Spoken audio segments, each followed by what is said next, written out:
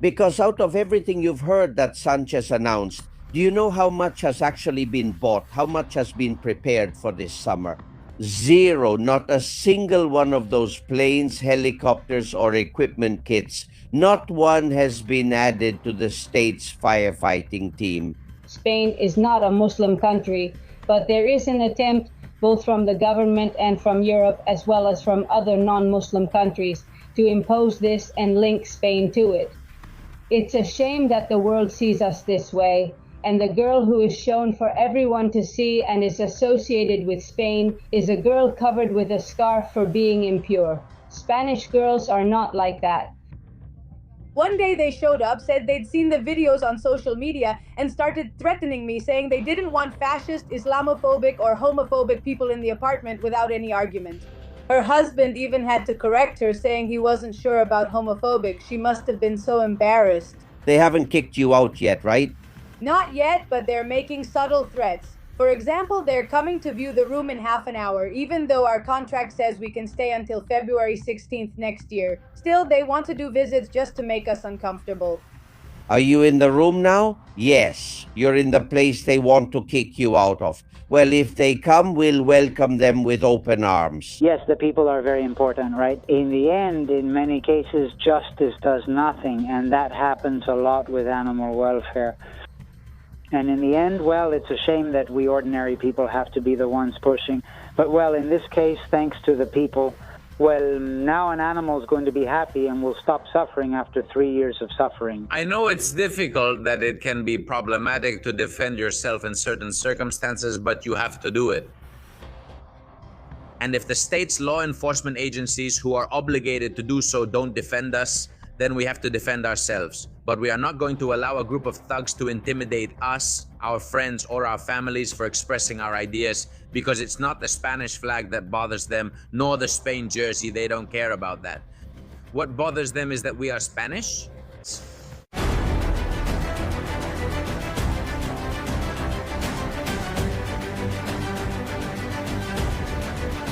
Castillon Confidential by Albert Castillo.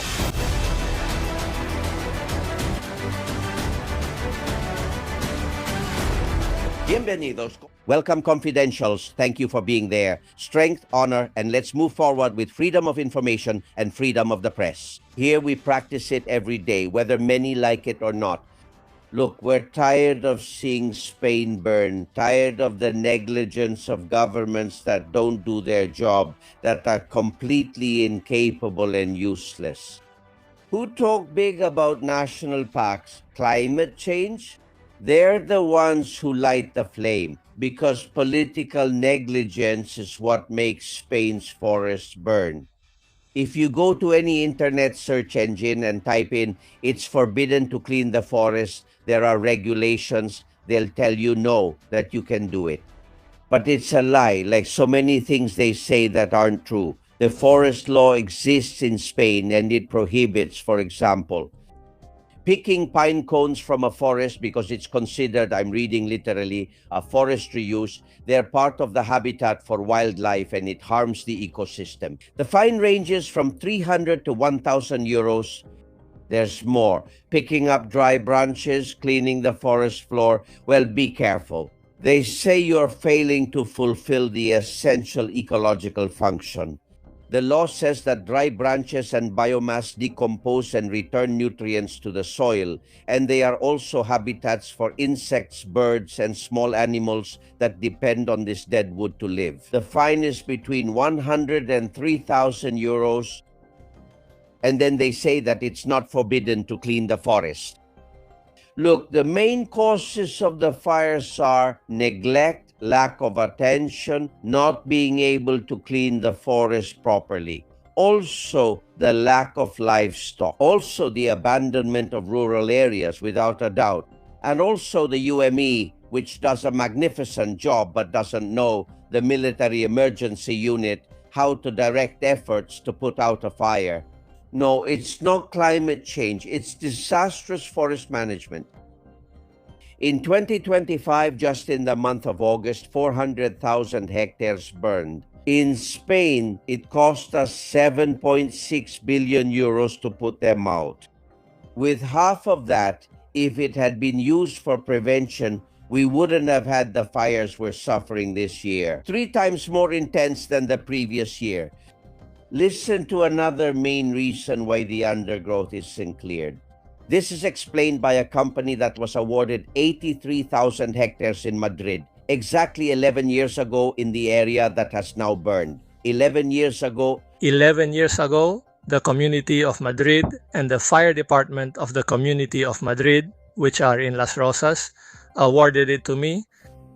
The cleaning and profiling of all the fire breaks in a quarter of the Sierra de Madrid, covering 83,900 hectares, to my company, which belonged to my grandfather, my father, and me. 3 generations of a forestry company of Frail's forestry operations. My grandfather, who passed away, my father and I, 100 years in the forestry world, and I have 5 excellent pine forests, especially the best pine forest in Spain. I have it in Extremadura, in Majadas de Tietar, Pinar de la Olila, the best pine forest in Spain of maritime pine of that variety, within the ecological and biodiversity corridor designated by the European Union. Well, 11 years ago, I was assigned those 83,900 hectares for trimming and clearing and cutting all the fuel that was in the fire breaks of that part of the community of Madrid. I was choosing 8 municipalities: Valdemaqueda, Robledo de Chabela, next to the aerospace station, San Martín de Valdeiglesia, Pelayo de la Presa, Aldea del Fresno, Villa del Prado, up to the border with the province of Toledo, which is where the estate is, a pine forest. Also, Enrique Cerezo, the president of Atlético de Madrid. Everything was done legally with all permits when I started. The 83,900 hectares, I set up 2 teams, with self-loaders, with saws, workers, more than 15 workers in the first 2 work sites. On the 3rd day, they stopped me, some environmentalists, and a guy, a forest agent, who was with them just like that. Even though I had all the permits, they stopped me in Valdemaqueda, and the next day they stopped me in San Martín de Valdeiglesia, at the border of San Martín de Valdeiglesia, while I was having lunch. And every time I rolled up the windows. And that was the end of it. The work was blocked, and neither the community of Madrid nor the firefighters from the community of Madrid were allowed to carry out their work. 11 years have passed and absolutely nothing has been done. And now the fire has reached this area. Now let the environmentalists go and put out the fire. The damage being done with the fake environmentalism is brutal. A pine tree is over 100 years old. Those of us who've worked in forestry for generations know this, because we've spent many years passing down knowledge from one generation to another. Not eco-activists who are living off cushy salaries, spoiled kids from Madrid and other cities who have never seen a damn pine tree in their lives, who can't tell a poplar from a pine. And they destroyed it. Fire breaks destroyed. The fire break between Almoros and San Martín de Valdeiglesias is a 3-lane fire break. It's meters wide, for God's sake. The fires move from one place to another. It makes me sad. And the truth is that the current fire in Almoros, Villa del Prado, Aldea de Efraín, Noval de Maqueda, Pelayo de la Presa, San Martín de Valdeiglesias, Robledo de Chabela, it could be an absolute crime because of all these so-called environmentalists who have no damn idea what the world of forestry is and who are destroying it. Climate change is a lie. Absurd challenges, senseless rules. Ultimately, these kinds of so-called environmentalist actions are also what help the forests catch fire. There should be a national pact to do this between municipalities, regional governments, and the government. But if Minister Agense, the Minister for Ecological Transition, only wants a national pact tailored to her, one centered on climate change, that state pact is impossible. We already know that communities, municipalities, and the minister are not going to come to an understanding unless it's a committee of experts, not a minister like her, a real committee of experts that decides which measures should be applied.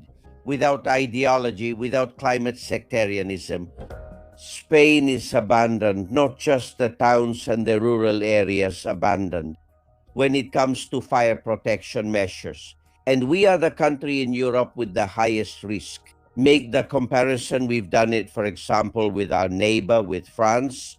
Look, in France, it's the state that centralizes the entire national air fleet to fight forest fires. Here, it's not like that. Here, each autonomous community manages what it can. In France, for example, they use this plane you're seeing, the Dash 8, to put out fires. Its capacity is 10,000 liters of water. In Spain, the one with the most capacity and the one we use is the Canadair. You can see it, and it doesn't exceed 6,000 liters of capacity. That's practically half the water capacity compared to France. But that's not the worst part. The worst part is the lack of resources and maintenance. Do you know how many planes France has to fight fires? 26. 26 amphibious aircraft in Spain. Yes, Venice, France, this war started, identified prosecutor. The rest, which would be 3 more, we don't have more than 10, are under repair due to breakdowns because they're old and poorly maintained. Another example are these helicopters you're about to see. This is the Kamov. Spain has 8 helicopters like these. They're the best for putting out fires. Do you know how many are working this year? Not a single one. They're Russian helicopters. They need parts, repairs, as is normal. But the European Union sanctions prevent us from buying even a single nut from Russia. Therefore, not one of the 8 best helicopters for putting out fires is working in Spain. And Sanchez is now announcing $300 million against climate change. It will end up in the hands of Bill Gates or some shady organization. What from the United Nations? Of course, here, when it comes to saving lives and putting out fires, nothing at all. Look, last May 21st, Sanchez called the press to present the firefighting resources for this summer in Spain. He did what he does best. Talking about how we're all against fires and climate change, how we're going to fight together. Lie after lie. At that event, he announced the purchase of a bunch of equipment. Listen to how he did it. We will have a fleet of 10 amphibious planes with the new firefighting kit for Airbus A400 aircraft and with 4 new helicopters, Chinook and 2 Cougar. Well, these will be added to the resources already in operation by the Emergency Helicopter Battalion. All right, we have just requested help from the European Union to lend us one of those planes. Because out of everything you've heard that Sanchez announced, do you know how much has been bought, how much has been prepared for this summer? 0. Not a single one of those planes, helicopters, equipment kits, not one has been added to the state's firefighting team. They are completely useless at running things. They have money for Morocco, for the Dominican Republic, for any adventure that comes up, except to put out the fires in their own country. Gentlemen, this is the same government that let 300 people from Valencia drown for 3 days without offering them any help. Let's not allow them to now let the forests in regions governed by PP and Vox burn while they look the other way. They are capable of anything, and removing them from power, yes, is a national priority.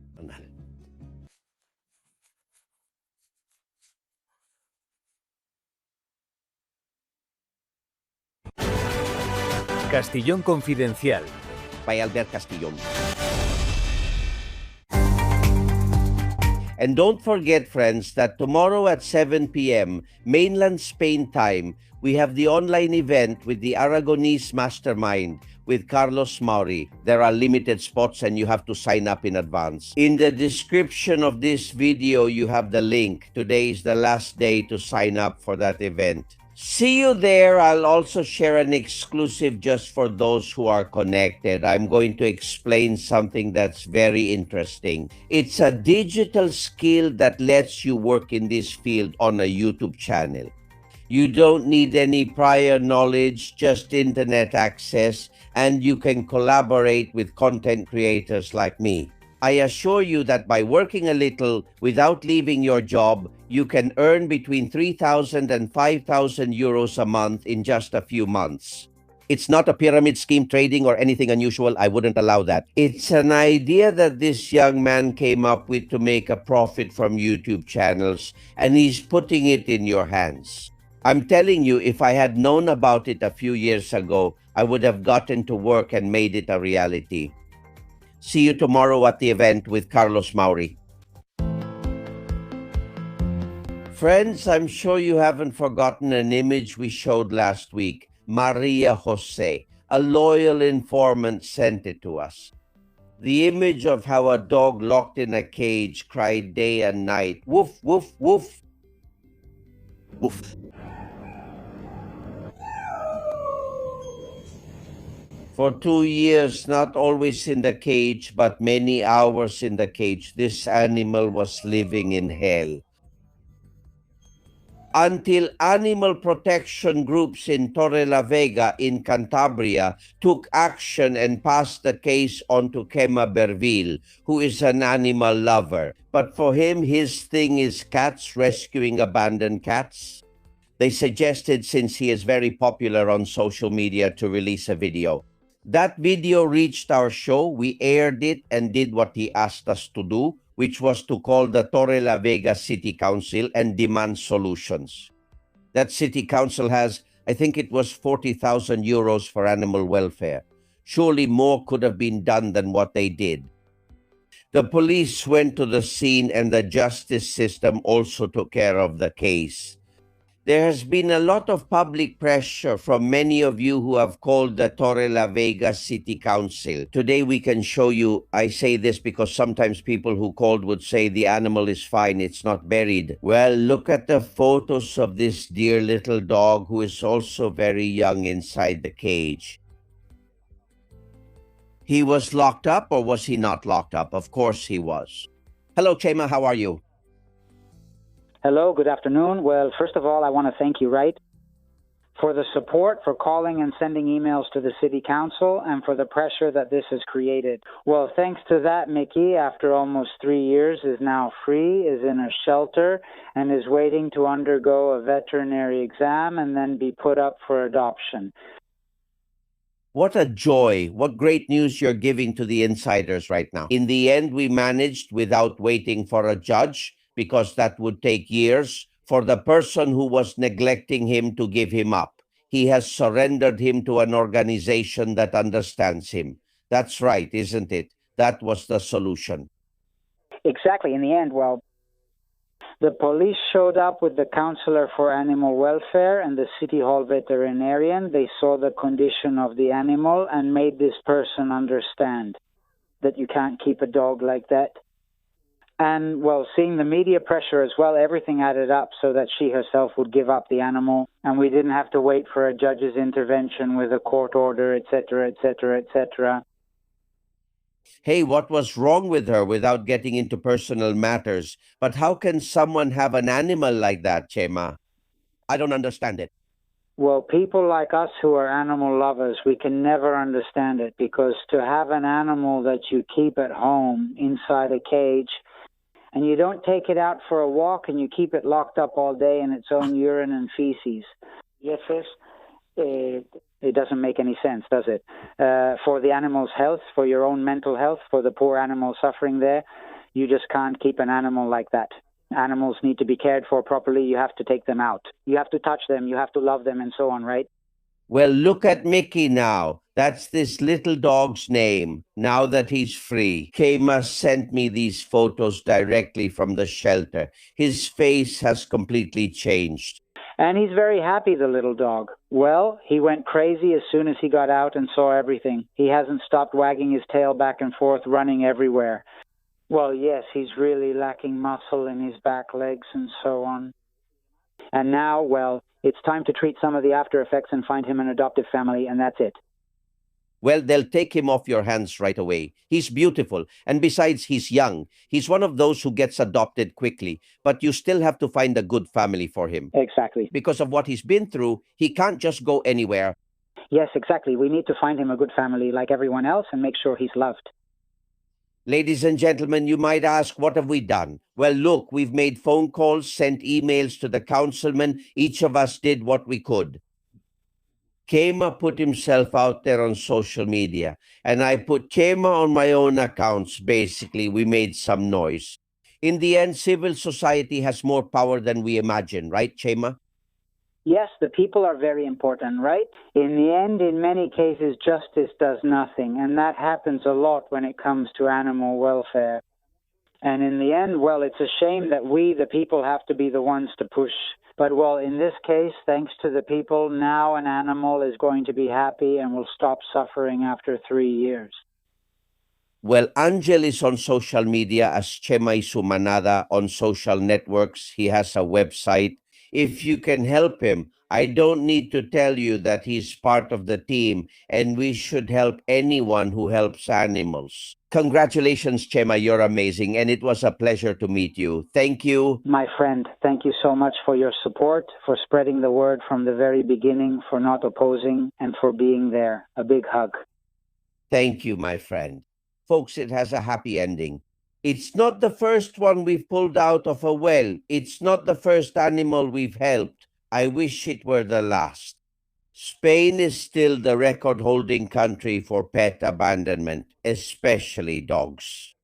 There is no other European country where so many are abandoned. This should make us all feel ashamed. There's more. Castillon Confidential by Albert Castillon. Start from scratch with Sin Deuda Group.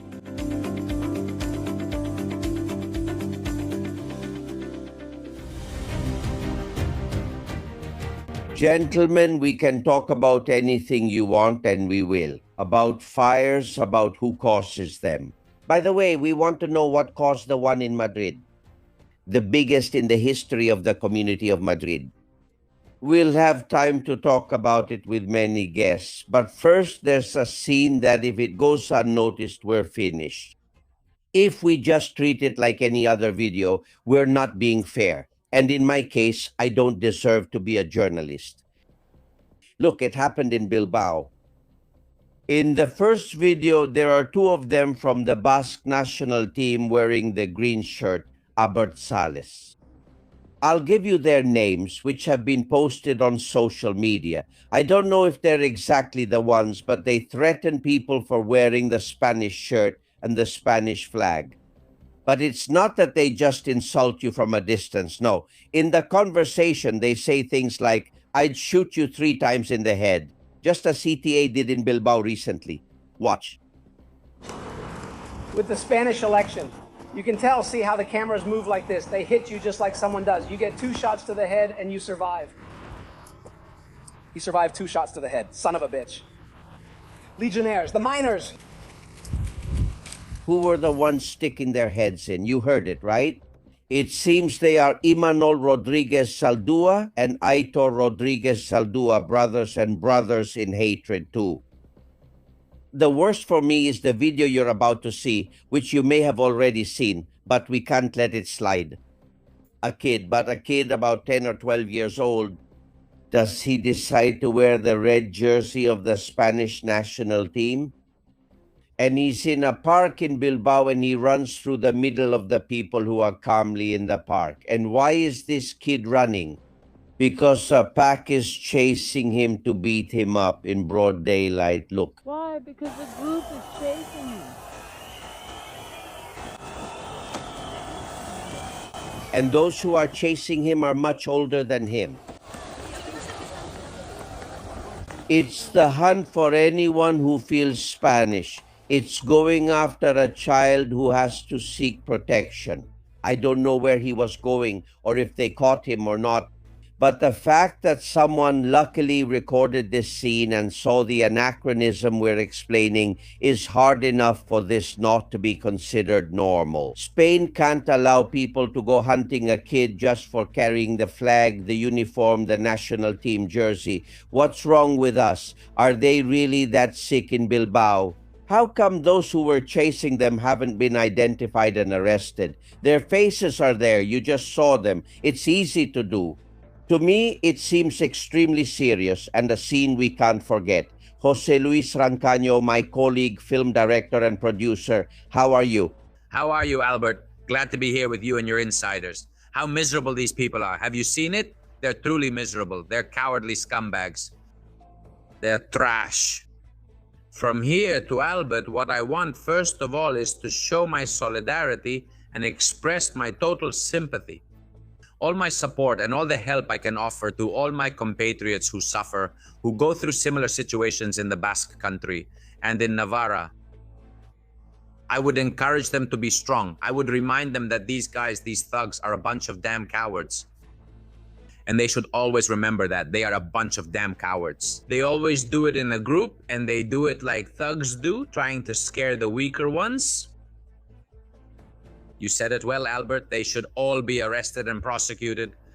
But since they won't be because they enjoy the indulgence of most institutions, nationalist institutions that, unfortunately for us, govern the Basque country, I ask all decent Spaniards that when they encounter thugs like these, they stand firm in defending their ideals because they are cowards. I repeat it again, they are cowards. In front of these people, facing these people, not one step back, Albert, not one step back. Enough of these kinds of scenes. What does it mean that a Spaniard can't wear his shirt or the Spanish flag anywhere in Spain? But not only does he have the right to wear it, he has the right to be protected. And even if it's not a right, I would ask the rest of his fellow Spaniards or the rest of his compatriots to give him enough encouragement so that he has the strength to wear that shirt and that Spanish flag every day in those territories of Spain. I stand with all of them, with all these guys who seem to me to be truly brave. How nice it would be, right? If the reaction in Bilbao, especially in Bilbao, but it's happened in other places too, was for everyone to go out in the street wearing the Spanish shirt normally. And nothing happens, which is how it should be. Nothing happens. If you'll allow me, today I want to introduce you to a TikToker. She's a student. Right now, she's studying social integration. Afterwards, she plans to study political science at the university afterwards. She's Catalan Spanish, so she was born in Santa Coloma de Farners, and she lives and works in Barcelona. And according to what she says on TikTok, she has received threats, insults. They've called her all sorts of things. They've even wished for her death, and she's only 24 years old. This is what we're talking about. Young people who, when they dare to go against the flow, others want to cancel them, to destroy them socially. Hello, Duna. How are you, dear? Hello, thank you so much, Albert, for having me here with you. And honestly, I can't add anything to what you've said because that's exactly what happened. We are facing a corrupt terrorist government and a separatist society. In the end, I believe that today, with what's happening, very complicated and difficult times are coming and people still seem to be asleep. So I want to call on young people who are afraid and tell them not to stay silent.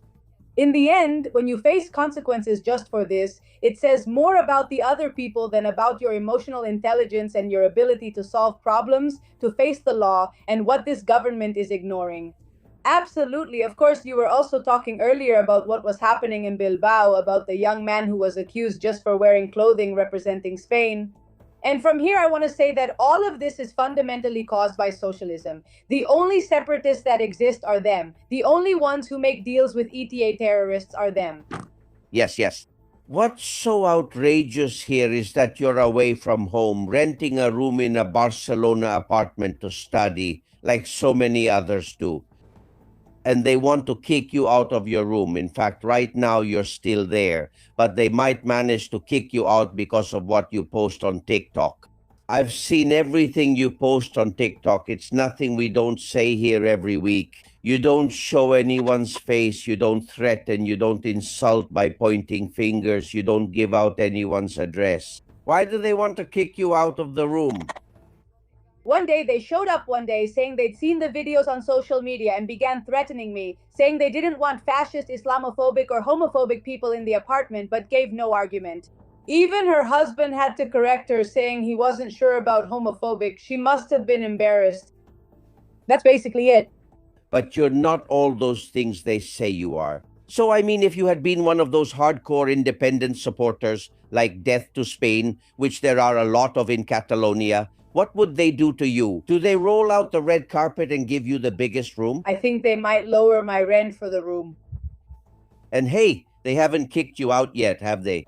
Not yet, but they're making small threats. For example, they're coming to see the room in half an hour, even though our contract, which lasts until February 16th next year, hasn't ended. Even so, they still want to visit just to make us uncomfortable. Are you in the room now? Yes. Are you in the place they want to kick you out of? Well, if they come, we'll welcome them with open arms, Rancagino, Rancaño.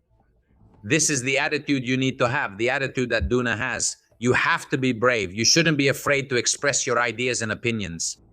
Do you know why they've been doing this? They've been doing this because we've allowed it for many years. For many years, let's say the political right, whether more liberal or more conservative, kept its head down, wouldn't get involved in politics, didn't want to argue with the cultural slogans of the left. And fortunately, for years now, we've had a new generation that has said enough. They have started to challenge all the dogmas of the left. The first one we need to start with is violence, which is inherent to the activity of the radical left and exclusionary nationalists. It's part of their very DNA. That's why we have to be brave, and we need to have Duna's attitude. I was telling you off the record earlier, Albert, about the Basque country. I know it's difficult. It's just that it's que resulta problematic to defend yourself in certain circumstances, but it has to be done. And if the state security forces and law enforcement who are obligated to do so don't defend us, then we have to defend ourselves. But we are not going to allow a group of thugs to intimidate us, our friends, or our families for expressing our ideas. Because they are not bothered by the Spanish flag nor by the Spanish shirt. They don't care about that. What bothers them is that we are Spanish. Yeah, but it pisses them off that we're Spanish. And why does it piss them off that we're Spanish? Because Spain is a great country, a country with great people, a country full of free and equal people who want to prosper, who are proud of their past and their traditions. That's what pisses them off. I can imagine you studying political science at university, Duna. It's not going to be easy, no. It's not going to be easy because right from the start, I already have people around me who are studying political science and they've told me that they really brainwash you. But luckily, I'm an intelligent and emotional person with my own ideas and no one can make me switch sides. Not even my pro-independence parents or my grandmother, who's a socialist because they've raised her pension, can sway me. So, well, that's a big part of it right there. Well, there are a lot of pro-independence parents in Catalonia, and I've also had socialist relatives. But even until the very last day, I would tell them, can't you see what they're doing? Yeah, but they just couldn't change. It was like a religion. They excused everything. Their stubbornness is incredible. They don't see the harm they're causing, do they? But the fact that you, like Duna, are from there is what's paradoxical. When democracy was established and the first elections were held, most of the mayors who ran for left-wing or nationalist parties were actually Francoist mayors. Of course. If you knew the number of former Francoists on the left-wing lists and on the lists of the most nationalist parties, people would be surprised. These have always been the same. Power opportunists, always there next to those who are in charge.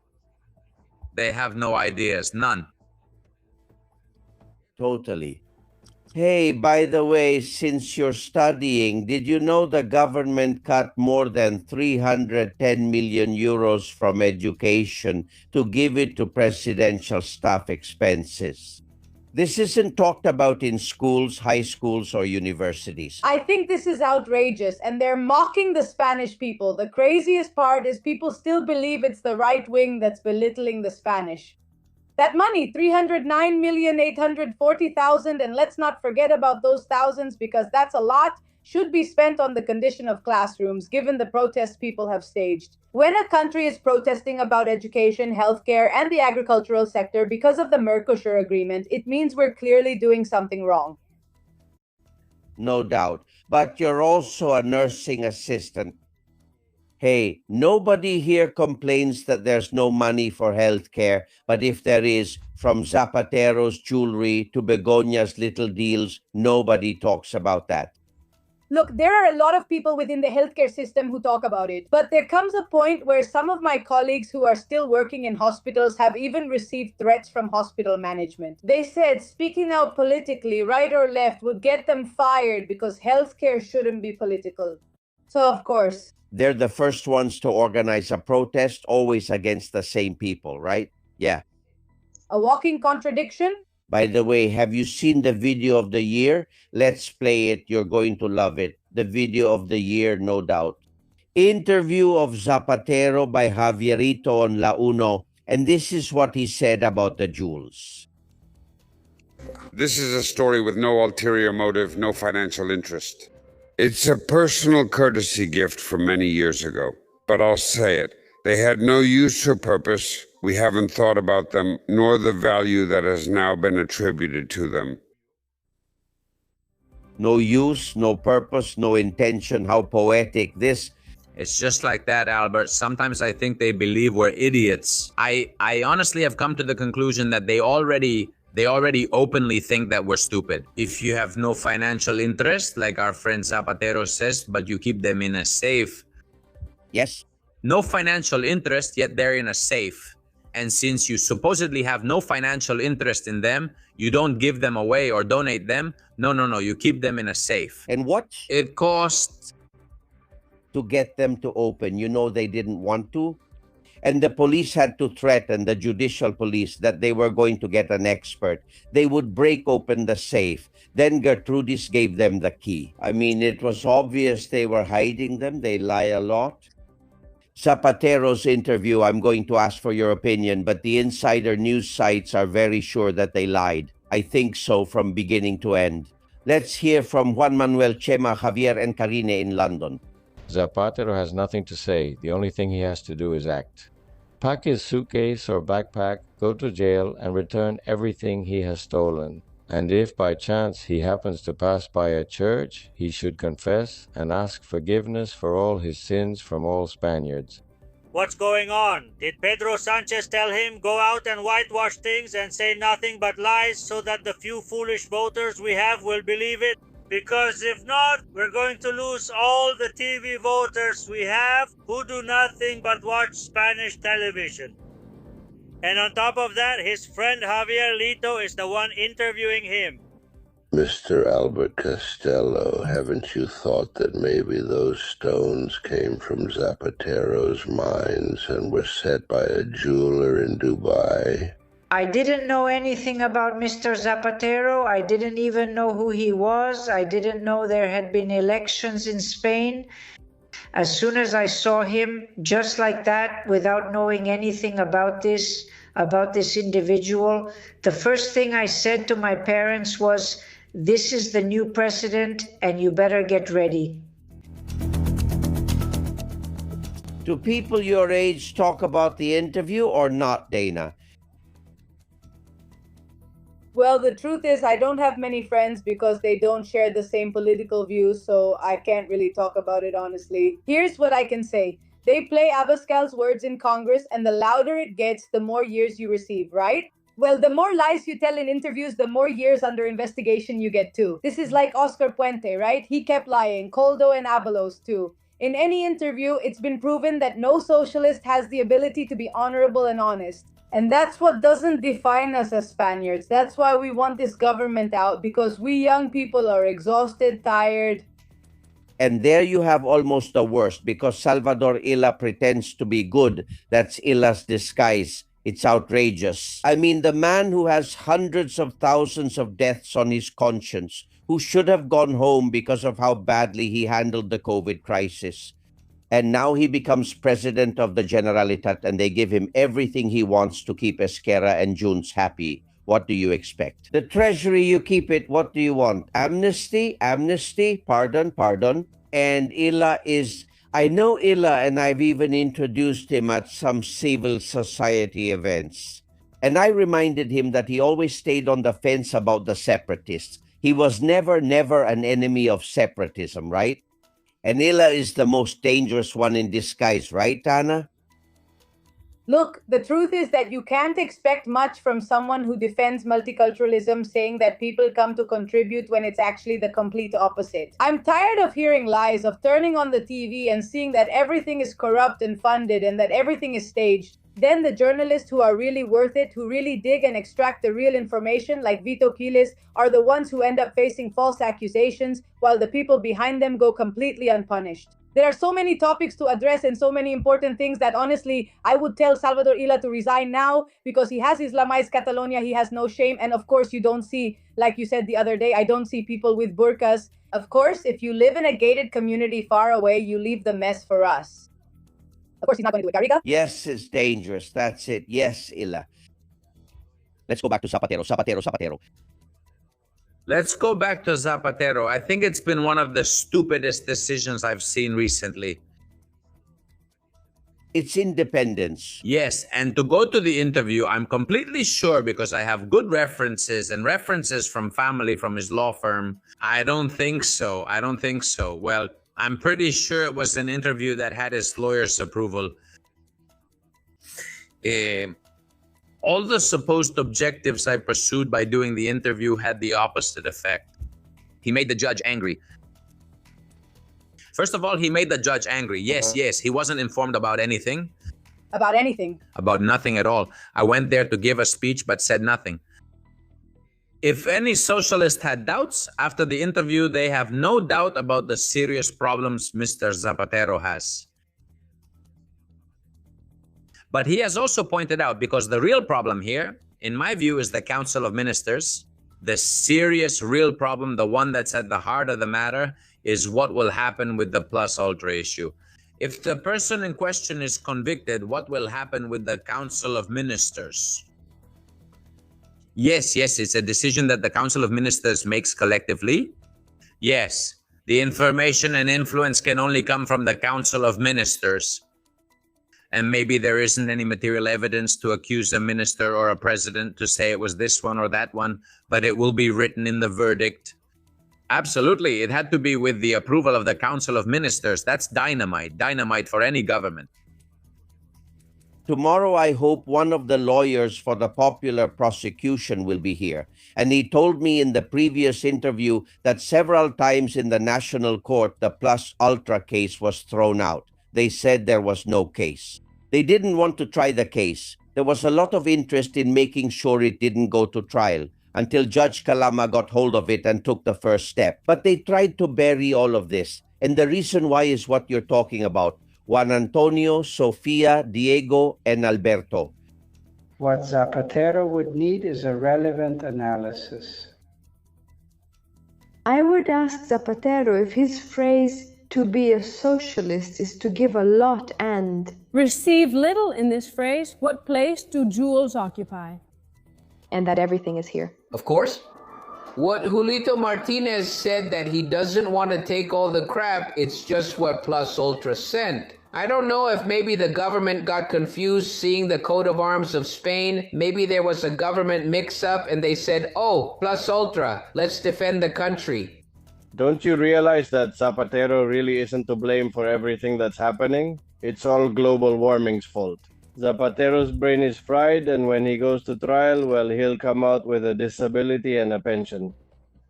Also, you're also right about El Confidencial. No, it's very good. Alberto, you went too far, but it was very funny. Well, I'm a little fed up. With all this climate change stuff, we're already exhausted from everything being blamed on climate change. It's never their fault. Now that the fires are raging, the number of burned hectares has tripled compared to last year. At this time of year, and they haven't changed anything. Next year, we'll be in the same situation again. Look, there's a video your friend made who also appears in your documentary. By David Lafont, yes.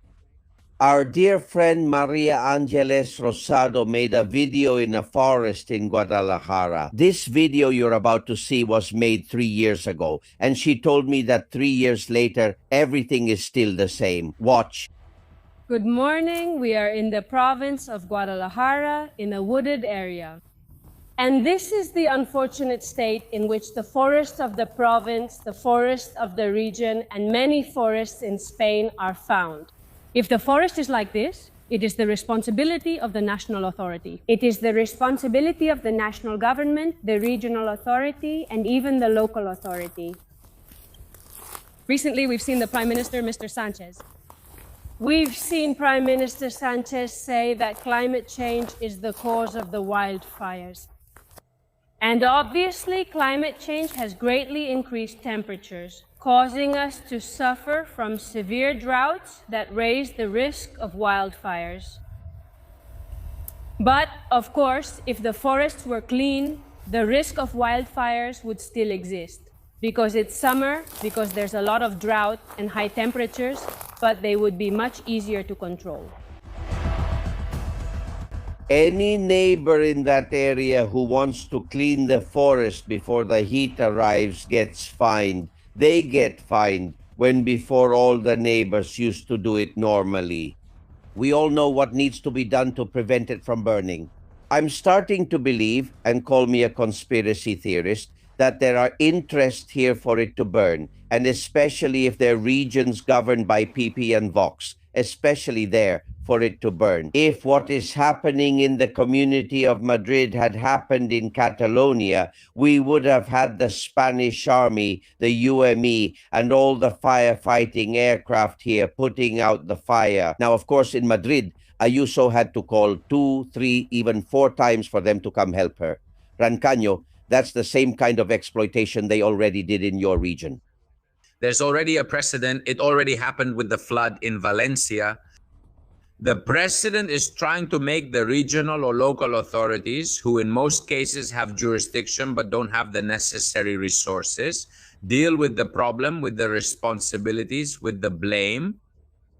There are several things that need to be put on the table here. First, national powers.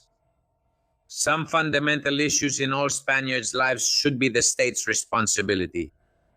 They should not be the responsibility of any region or any local authority. We are talking about an extremely dangerous situation. The fires that are happening right now in Madrid and in neighboring regions are extremely aggressive and dangerous. And first, the behavior of left-wing politicians every time there is a fire, a natural disaster in regions governed by the Partido Popular, either alone or with Vox, is absolutely criminal. Criminal. I'm seeing the statements from Oscar Puente and they make me want to vomit. And I use the word vomit so I don't use other expressions. But in the end, Albert, on top of everything, the environmentalist mafia that rules all of Europe has made it practically impossible for us to reconcile 2 ideas that seem normal, right? The 2 ideas are, hey, let's protect nature, but let's do it from the perspective of rural communities who know nature best. Let's strengthen rural life and repopulate our villages. Let's allow the people who know the rivers and the mountains to clean them. And above all, let's allocate some of our resources to the serious problems we face every year. I think you mentioned it in an editorial recently, Albert. We haven't increased the resources. Nothing. 10 or 15 years ago. We are the country with the fewest resources in Europe, yet among the countries, if not the one at highest fire risk. But last year, putting out all the fires in Spain cost 7.5 billion euros. If they invested half in prevention, next summer we would save another 7 billion. No one thinks about it. That's why there are 2 options. Either they are incredibly useless, which is possible, or they have a plan. I don't know which one you go with there, Dana. Well, it's very clear what socialism is after. That Sanchez's plan is Agenda 2030. They're trying to get rid of absolutely everything so they can have control over what they already have right now too. So, it's clear that when the UME, gets to Venezuela before it gets to those affected by hunger or those affected by the fires, the problem is obvious. We're not and never have been the government's priority. Yeah, in general, the citizens... Yes, and besides, Albert, it's not even a priority when it comes to national problems like fires, even though it should be. We should have resources that match the problem or the scale of the problem, a structure to deal with the problem effectively as well, but it's not possible. We're being governed by real incompetence, by fools, both here and in Europe. There are several confidential sources. There are listeners of this program who have been evacuated right now and have had a very hard time throughout the whole weekend. I'm receiving videos, for example, this one with a call and message from Daniel. They tell us that they have to check house by house, every house, to assess whether we can go in or not. and they were going to take 3 hours. They were there at noon to do it. A fire broke out, they had to leave, and now it turns out that since they haven't assessed the houses, we're not going to stay here. Thank you. This is the sound from the sports center where entire families are sheltering, with more than 80,000 people displaced. Marucci from Colado Villalba sent me these photos of the air, which is practically unbreathable. It has reached the capital, of course. In Madrid, there's also that smoke that immediately makes you anxious when you smell it, right? In La Adrada in Avila, video from Leonardo. What's happening? Can't they do anything at night? The hillside is burning, and you can see how it practically surrounds the place where they are. It's scary to watch. Magdalena thinks there's a plan here. What's going on with the fires that only happen in the autonomous regions, in the communities governed by the PP and Vox?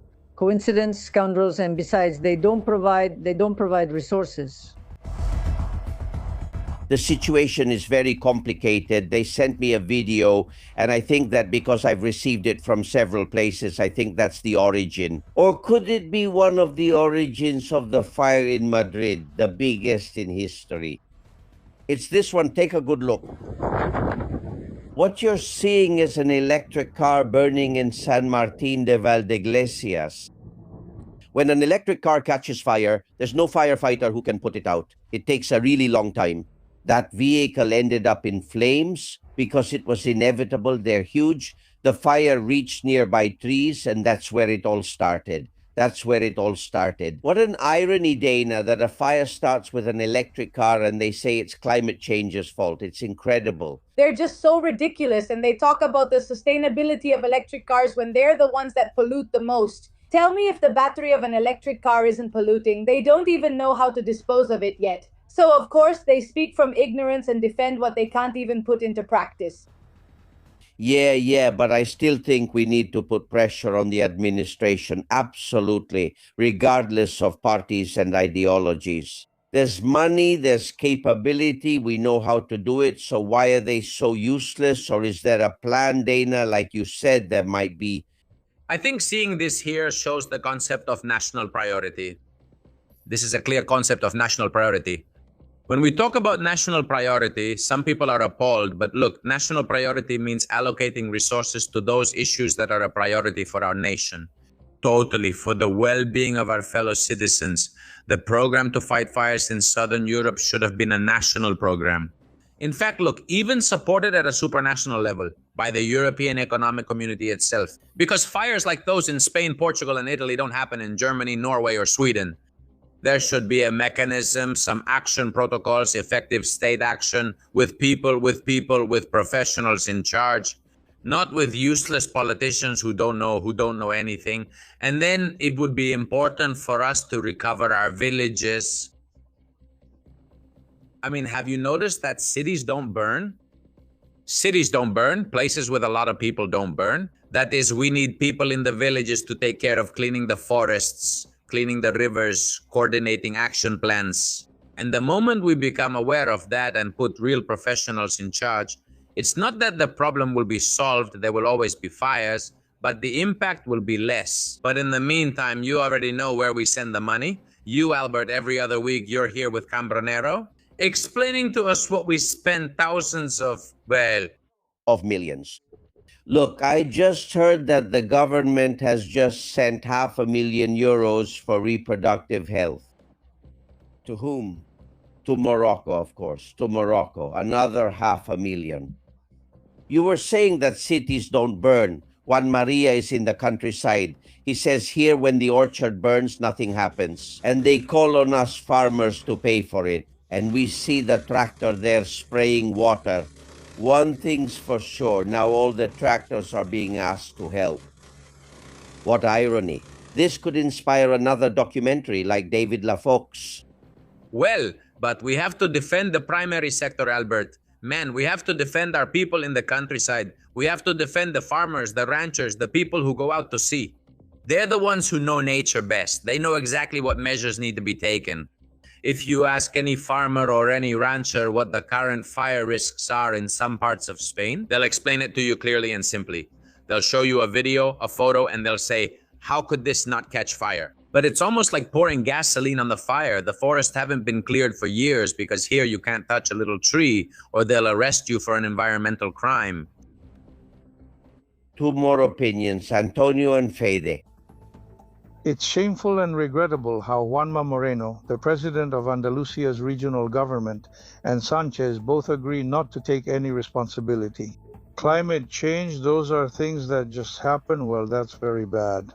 He said earlier that our grandparents used to look after the woodlands, clean the ravines, and so on. It's true that our grandparents used to be out in the countryside with the livestock grazing. But nowadays we have the worst of the worst. Running the government, what do we find? I also have other issues. This image hurts. A piece of graffiti with the ETA symbol that was sent to me is in Cuellar in Segovia. They are asking please for someone to go to this wall and erase it. Cuellar, Segovia. How can they have that in Cuellar? Well, nowhere in Spain. An image with the ETA symbol and the snake, the same as always. Another video they sent me from Portus Beach, in Cuellar, in Cartagena. By the way, if you're around there, keep an eye out. Because at certain times, early in the day, late in the afternoon, the drug traffickers do what you're seeing. They load and unload bundles. And sometimes it's a problem. The tourist gets in the way among so many bundles, right? The drug business is more profitable than tourism. And then Eli talks to me, and this is for you, about one of the cases of censorship on social media. Listen. It's not that there's censorship as such. It's that they have a bot farm hired to flood, so you can't find what you're looking for. I was looking for the time when Queen Letizia said something about backsliding or something like that. You can't find it. I remember I found the one about Letizia because, well, Doña Letizia, because I sent it to my sister. The thing is, she changed her phone. They send another type of message with that word, and that's mainly what comes up for you. It's not censorship as such. Is that right, Duna? No. Isn't it just censorship? Are they bot farms? Yes, totally. All of that is controlled by the government, and whoever doesn't want to see it is really blind. Look, I started with 200 followers, and coincidentally, almost all 200 followers watched my videos. And now suddenly I have almost 20,000. I'm about to reach it. My account is under warning just for the simple fact of defending myself from the humiliations they put me through. They post videos mocking my appearance and use fake accounts. I have to endure it, but when I defend myself, it's called inciting hate. What I do isn't incitement to hate. When someone freely shares their opinion and defends a non-existent democracy, they're attacked because some don't want the truth heard. Because they want young people to keep being useless, because they defend useless young people. Young people vote for us because they know they only live off headlines and fake news. Because most of the haters who come after me, all they say is it's not true, it's a lie, you're fat, you're a fascist. First, tell me what it means to be a fascist, and then we can have a conversation. But if being a fascist means wearing my country's bracelets, then I do it with pride. You should be ashamed to act like that. I just don't understand. No, don't worry, Duna. In this business, if you don't have haters, you're nobody. I mean, you have to have haters to be. Yes, of course, it's tough. But well, I'm very satisfied with the change that's happening. Partly among our younger population. I have a son who's practically Duna's age. I know what some of those things are. Sé cuáles son. Look, if they were so sure that young people were going to vote for them, they would have already lowered the voting age from 18 to 16. Come on! They would have already approved it right away.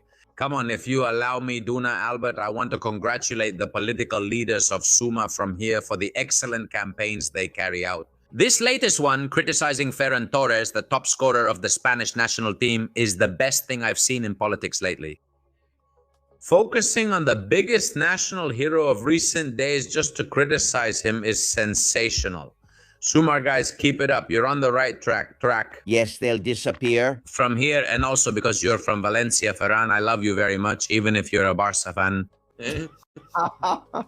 Hey, come on, with people like this or like Yolanda Diaz, you don't need enemies. You criticized her in a video. There are 1,000 reasons But now they want to give her the position of #1 at the International Labour Organization, which is under the umbrella of the UN, $500,000 a year. Why? It can't be for her merits, right, Duna? It's a disgrace, and I'm going to start by pointing out the 700 euros per night she paid during her vacation in Greece. Hey, I want that life too, but no, I got stuck with the poor person's life. It's clear that when someone goes from being working class to having everything, they just don't care and don't look out for Spaniards. I think it's a disgrace, a total disgrace, everything they're doing and all the money they're spending on creating positions and more positions because they know they're going down and they need somewhere to land. That's pure hypocrisy. She talks about minimum wages, but she doesn't set an example herself. Do you understand me? Yes, but this is a plan. Rancaño said something very important. Well, he said many things, but one is, why don't they lower the voting age to 16? Because most people from 16 to 18 might vote for Vox. That's how it is, I'm sorry. But they're so afraid of those young people. In fact, you, since you're a TikToker, although that's a weird word, the video you've gotten the most backlash for is the one where you said that we live in a dictatorship in Spain. You can't stand that, can you?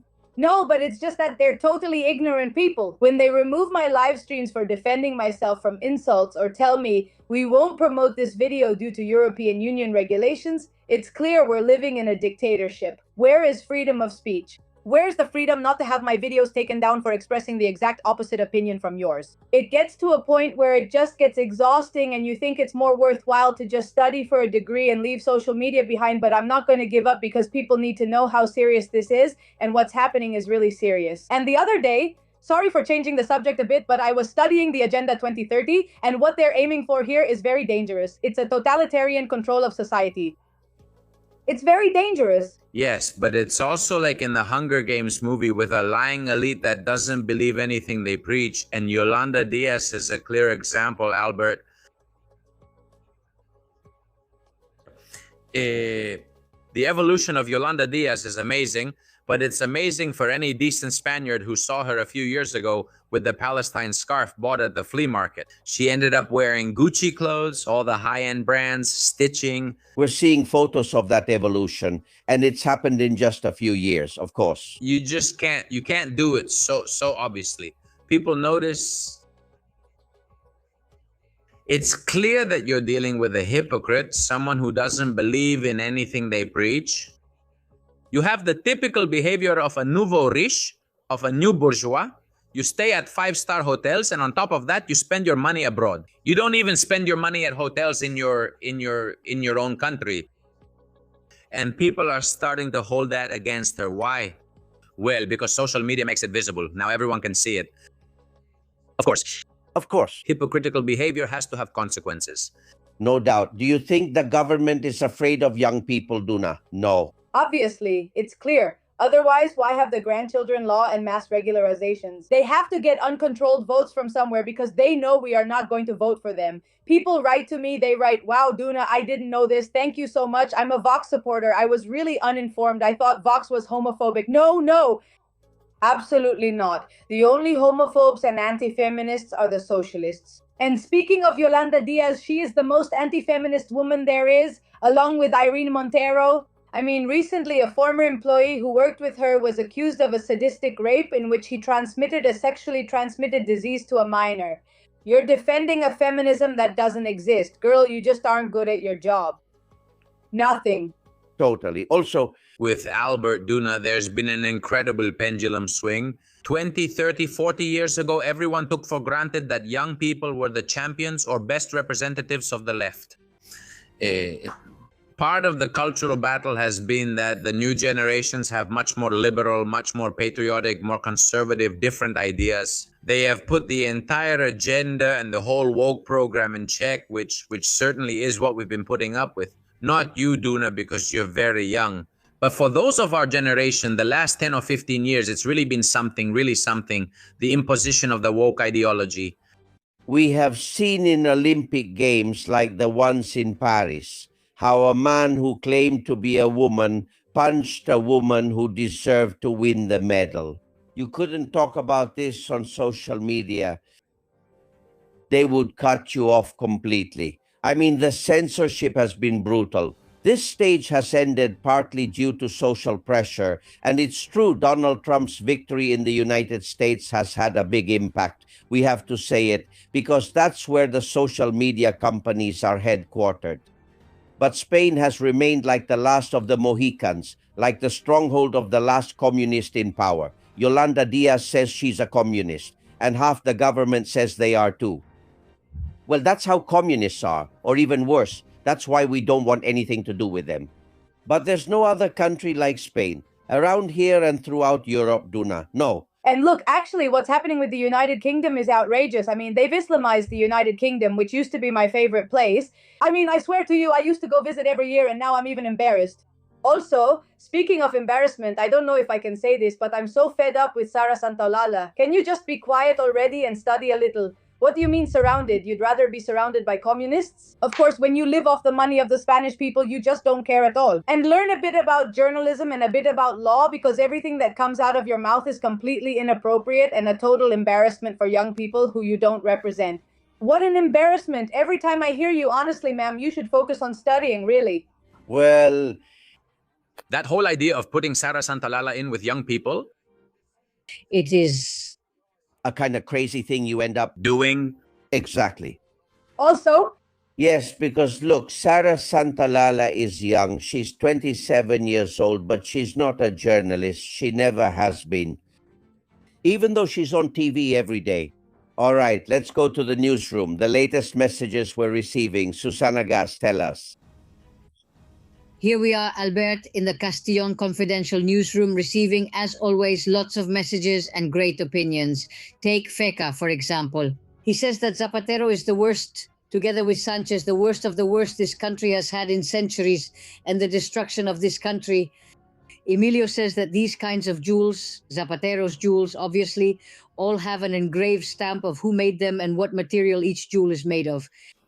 Obviously, each one has its certificate. On the other hand, Maria Gil says that Carlos Marcos should be a judge. Please, let him be a judge, and there will be justice through decisive action. Maria says, thank you for the show, especially to the whole team, to all your collaborators, and she wants you to know that she has breakfast watching you, and it really, really lifts her spirits. Migla is watching us from Honduras, and Albert, she sends you warm regards and a big hello. And speaking, unfortunately, about the fires, Irene says that they want to demonize and mess up the community of Madrid. The Frankenstein government has never cared about its citizens. It just wants their money. Also, regarding the fires, Ramiro says, Pedro, you talk a lot about climate change, but when it comes to taking care of the forest to prevent fires, nothing at all. Ramon also says, there aren't enough goats in the mountains and there are too many. Well, I won't say it. You can imagine the word. There are too many offices. This is extremely important, what's happening, and nobody is doing anything to prevent it. And Luisa, and this is the last one, Albert, also regarding the fires, says, I am 75 years old, Mr. Castillon. It's not our fault. It's the fault of those who govern. There have always been arsonists and fires. Always. But in my time, I saw my mother and the neighbors cleaning the bushes every year. There was prevention, there was care. Now everything is an absolute mess. There's not even any surveillance. This way, we're going to end up with nothing. No forests, no people, and obviously no country. We'll leave it here, Albert. It's important that they keep following us. We always say it on this show. Keep following us on all the channels. They're informative channels because there's a very important motto here, Albert, that you have to be very well informed. Thank you very much, Albert. Thank you very much, aware people, which is what we like about Zapatero's jewels. The Anti-Corruption Prosecutor's Office is going to make sure the jewels are appraised at their current price, not just what the gems alone would be worth. No, how much are they worth right now? They believe they could exceed 3 million euros. And two, Prosecutor Luzon wants to know the exact date they were assembled because they are convinced, and they've said it from day one, that those jewels are recent. Every time Zapatero lies and says it was a gift from a long time ago, he keeps changing his story. No, those jewels are recent. And as soon as they have those reports, we'll find out about them here. Well, dear Rancaño, can we keep watching your documentary on Amazon? Yes, let all the news outlets go. Besides, we'll be grateful for it from the production company. Layla's documentary, which you know is dedicated to patients and their families, is already on the Amazon platform. And it's a good time for them to watch it on YouTube as well, since it's open to the public. David Lazov's documentary to remind you of the importance of the primary sector in Spain, especially now that we are being devastated by wildfires. No doubt. Dear Duna, we've made it this far. They haven't come into the rented room to kick you out. That's already a miracle. So I still have hope that the owner of that place has a little bit of an open mind to believe that not everyone has to think like him. That here, no, we are not violent, nor are we against anyone. Here we tell the truth about how the country is. If he doesn't like it, we understand, but that's not a reason to break a contract. Come on, and if I were you, if they kick you out while your contract is still valid, go straight to a lawyer. We're working on it. You'll win, you'll definitely win. I hope, whether in that room or another, to have you with us more often. Of course. Yes. Where can they find you on social media? Well, I have a TikTok account I'm building up. Unless they shut it down, my name is Dunafk, and that's it. You can find me there because for now, it's the only social network I'm really active on. The Dunaf. Come on, you're on vacation with no exams. Don't complain. Keep that smile radiant. Thank you for your help. Long live the youth of this country if they're like you. A kiss. And long live Spain in healthy feminism, and Zapatero belongs in jail. Well, that's a good ending. You forgot to say something to Santa Lala, but oh well, that's it. He already told her before. I've already told her and you don't care. Kisses, thank you very much. Regards, see you later. Hugs. Friends, legal scholar Elena Ramalho is joining us because Portugal has just banned the burqa in public spaces. Here, nothing at all. They don't even want us to debate it. That's why we're going to do it. 9,159,304 completely trustworthy.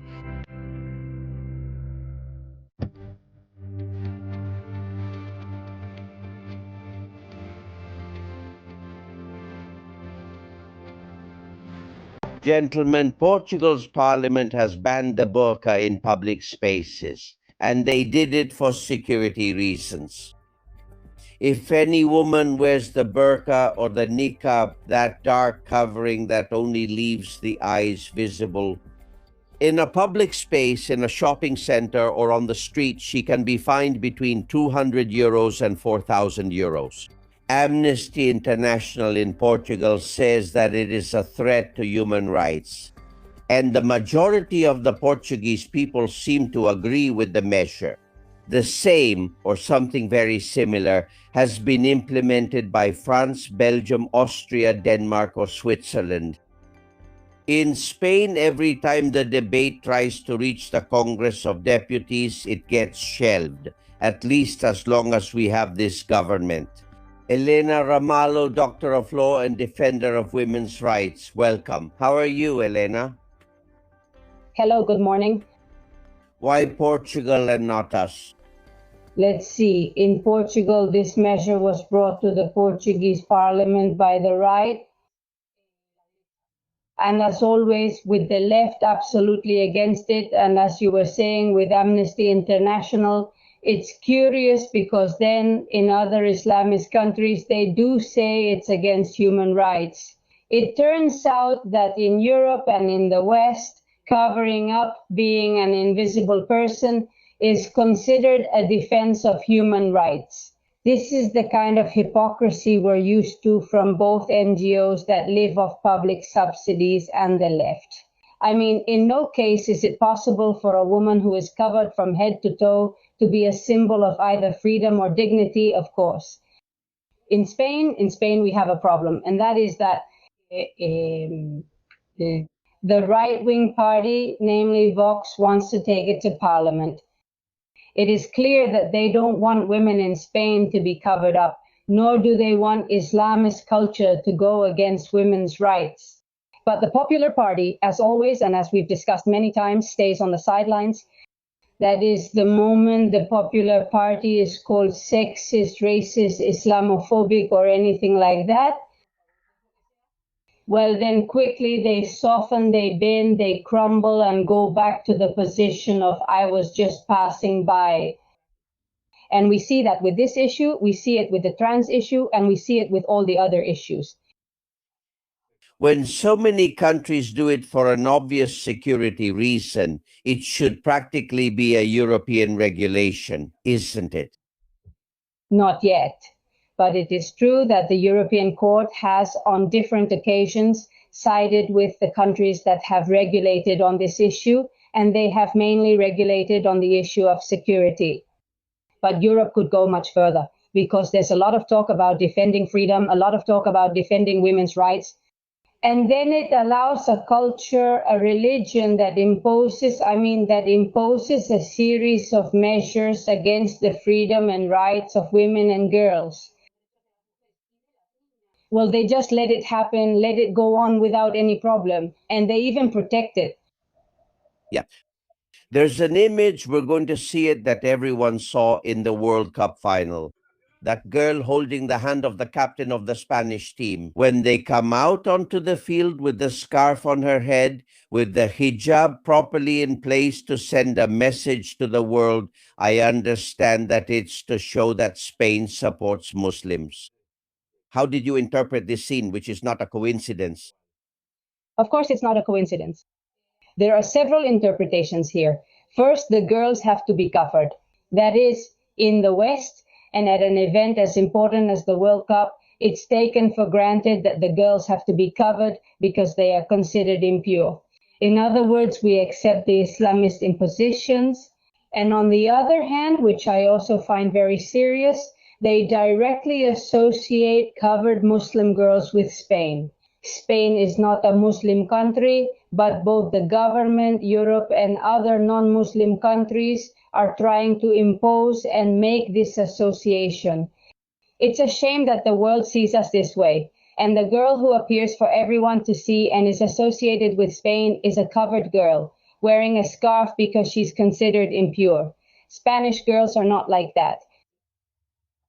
Especially since she's a minor, which is what hurts the most. Right? She was almost a baby because we saw that she was a very little girl.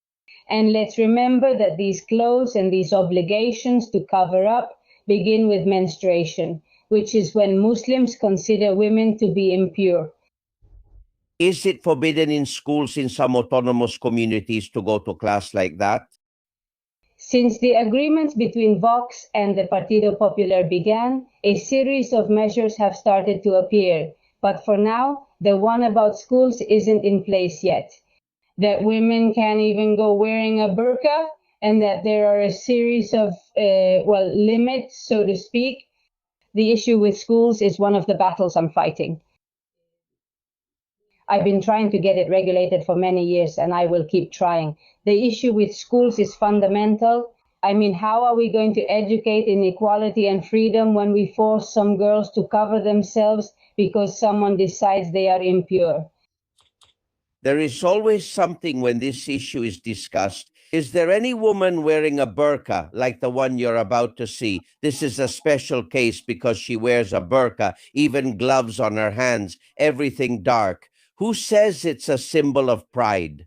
Watch. It's a symbol of pride, not oppression. It represents my faith, my dignity, my choice.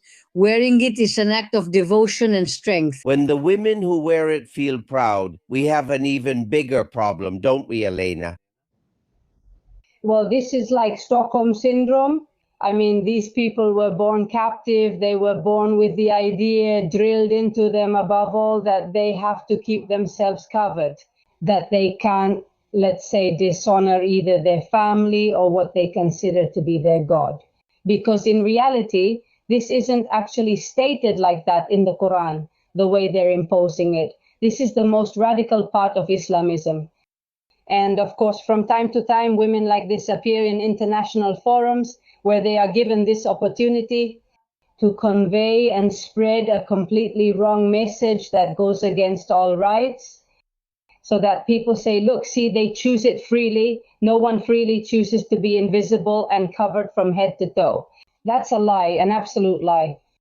When will Spain apply this rule? Now, in some autonomous communities, it's in the electoral program, but when will a rule like the one in Portugal and half of Europe be applied at the national level?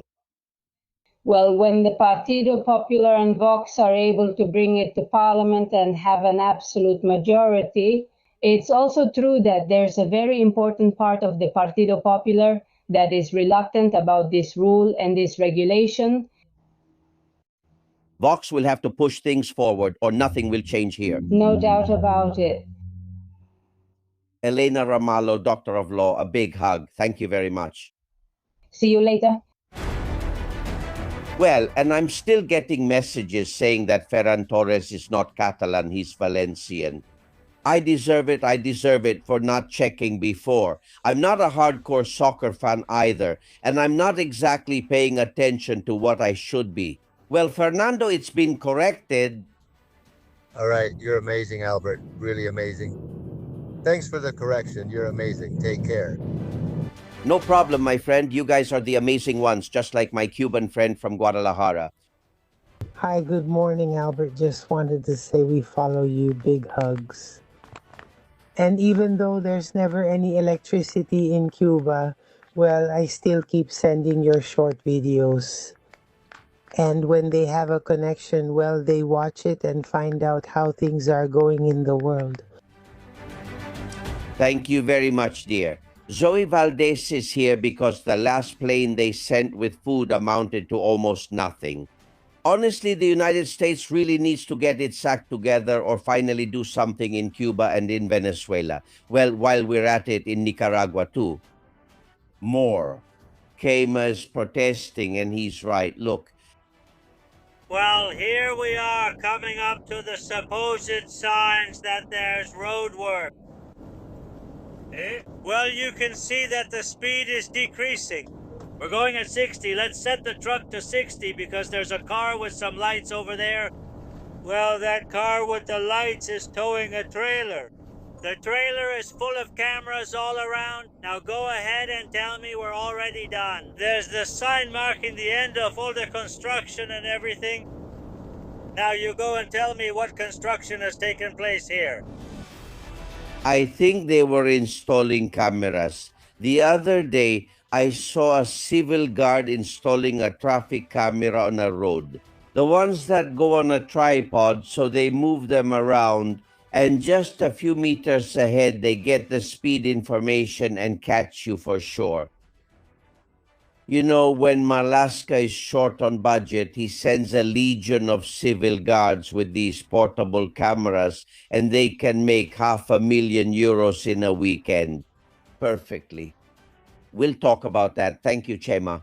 And there's more because Javierito's interview with Zapatero couldn't go unnoticed. Freud Lannister, pay attention. The masseur Javierito, the massage Zapatero, the pedicurist Santa Santaolalla. Welcome to the Bootlickers Massage, Mr. President. Humble and progressive. Good morning, Javierito.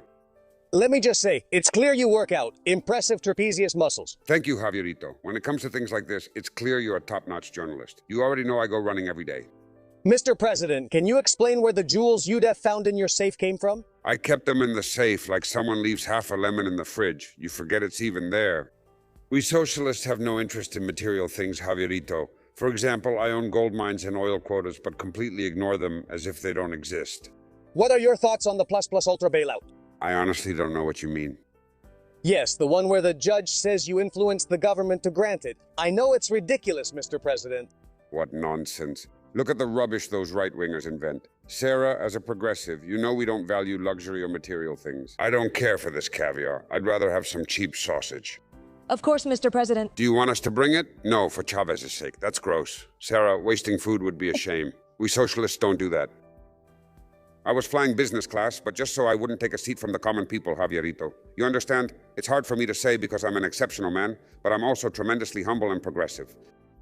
Mr. President, I love massaging the calluses on these feet. Thank you so much.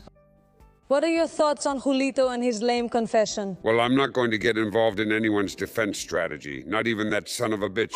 So I say, with the utmost calm and moral high ground, I hope that bastard gets struck by lightning. I believe, Sarah, that if anything has become clear today, it's that President Zapatero is an honest, decent, and honorable man, and that we are undoubtedly facing a case of lawfare and judicial coup.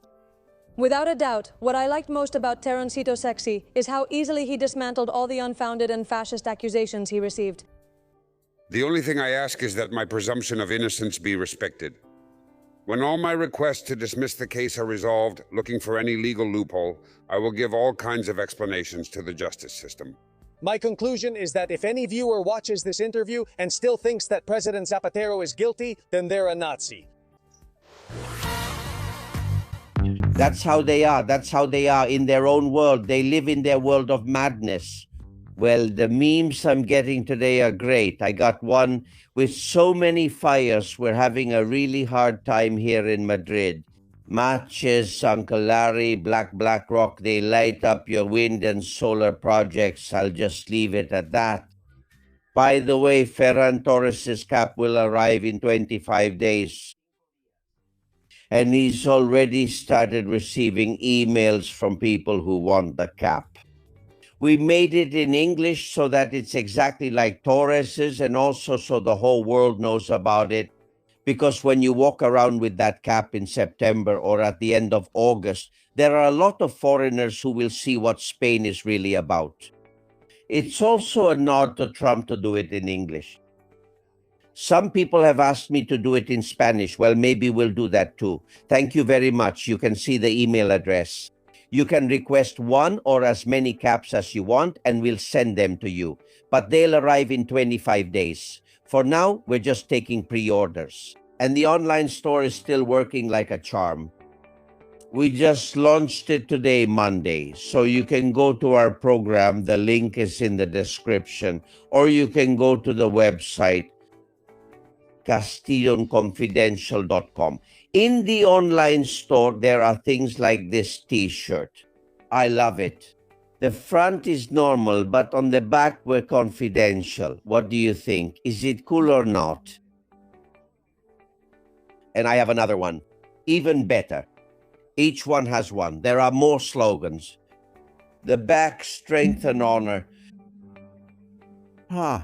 Don't you think it's great? Well, you can find all of this in the show's online store. You can get any of the products by searching for the online store. It's on the website, like I told you. But if you want to go directly from Google or any search engine, castillonconfidencial.com/tienda, castillonconfidencial.com/tienda. And we will be happy to offer you any product from this program or from Susana's Confesiones Confidenciales. Well, and a little bit of Abraham to wrap things up, right?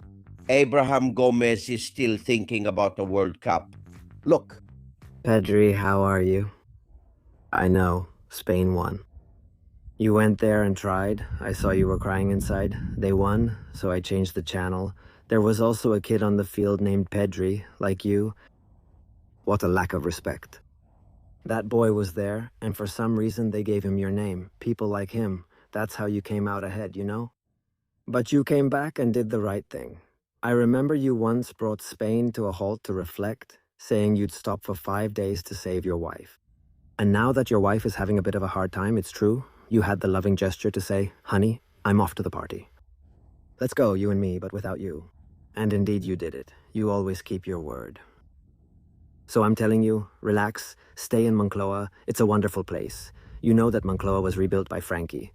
After the Civil War, Frankie said, let's rebuild Moncloa, so you couldn't be in a better place. You love everything about Frankie, right?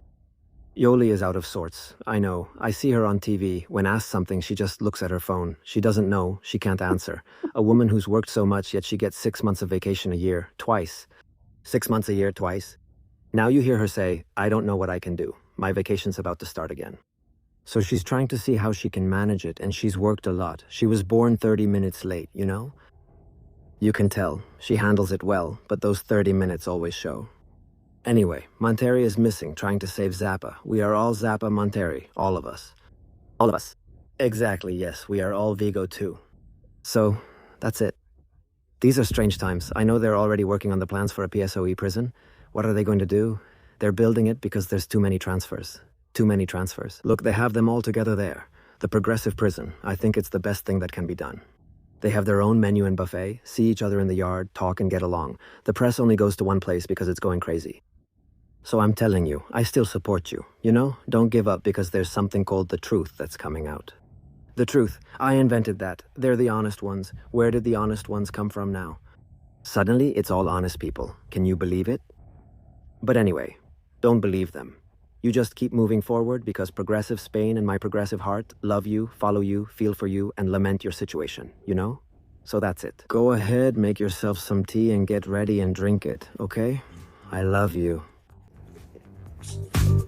He says, I love you. He's in bad shape. Well, friends, I prefer the national team's PDI 100 billion times more. I'll be waiting for you here in the trenches tomorrow. Thank you.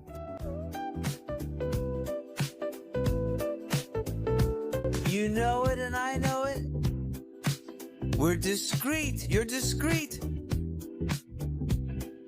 I'm discreet. Everyone's discreet. Everyone's discreet. But only for open minds and for people who are awake.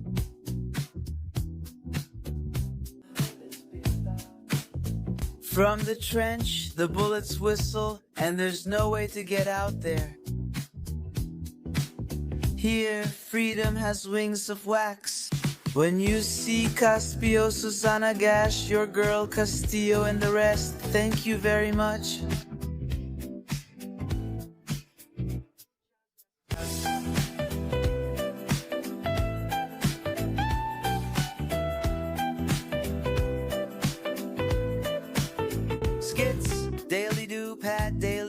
The chicken and cake, see you tomorrow at thank you.